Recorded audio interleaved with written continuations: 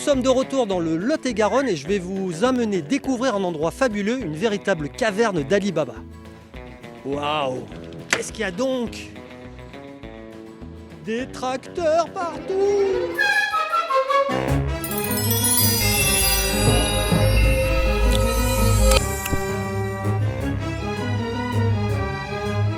Alors, nous sommes avec la famille L'Église et ils ont un point commun, c'est des passionnés de... Tracteur! Alors Alain, il y a combien de tracteurs ici dans ce garage?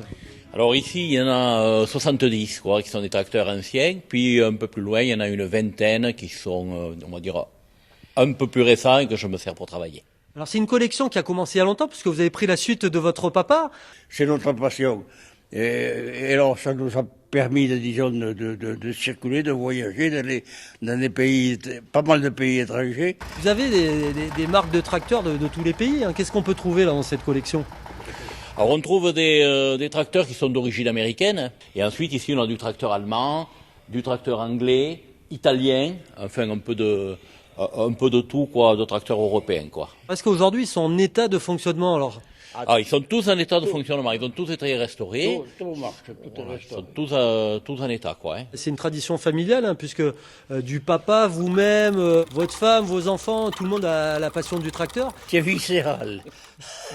Quand ça vous prend, et tous les gars qui sont comme nous, voilà. On va pas au bistrot, on va pas à la pêche, on va pas à la chasse. Le plus vieux d'entre eux, il date de quelle époque? Le plus vieux, il date d'après-guerre, quoi, on va dire. Hein. Et ensuite, les pièces, on a un réseau de collectionneurs, un réseau de passionnés.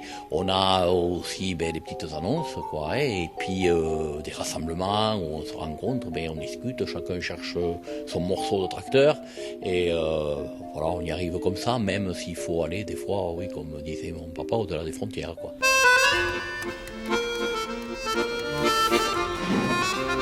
Quand on est jeune, qu'on travaille avec des bœufs et qu'on entend un tracteur, on rêve de travailler avec. Hein. Vous savez des choses comme ça vous accroche. Hein. C'est ton tracteur ça? Non, c'est le tracteur de Rose. Alors toi aussi t'es une collectionneuse de tracteurs? Oui. C'est toi qui vas le plus vite hein, je crois. Hein. Oui. Quand on parle de la famille L'Église, on pense de suite à la collection de tracteurs. Ça fait partie de l'ADN de notre famille. Et ça me paraît complètement évident de maintenir aussi cette tradition de génération en génération. Vous allez organiser à partir du mois d'août une manifestation qui va rassembler des passionnés du tracteur. Hein.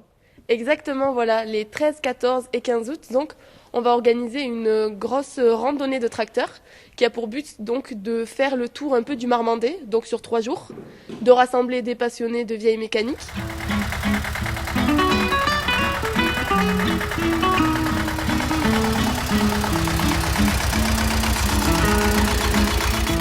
Voilà, pour finir cette émission, on va se faire une balade sur un modèle de quelle année? Ça, c'est un Renault D22 de 1956. Quand j'étais petit, donc mon père avait un D35 qui a été son premier tracteur. Et en fait, moi, j'ai quand même appris à conduire les tracteurs avec ça, quoi.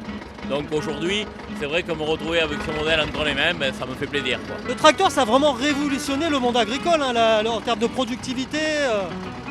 Oui, bien sûr. Avant, il a connu, lui, toute la traction animale. Et il a fini par travailler avec les tracteurs de nos jours, avec plus ou moins d'électronique, quoi. On va terminer cette émission comme ça. Et on va parcourir les champs de Lot-et-Garonne. C'est un petit retour dans le temps. Et c'est parti alors. Hein.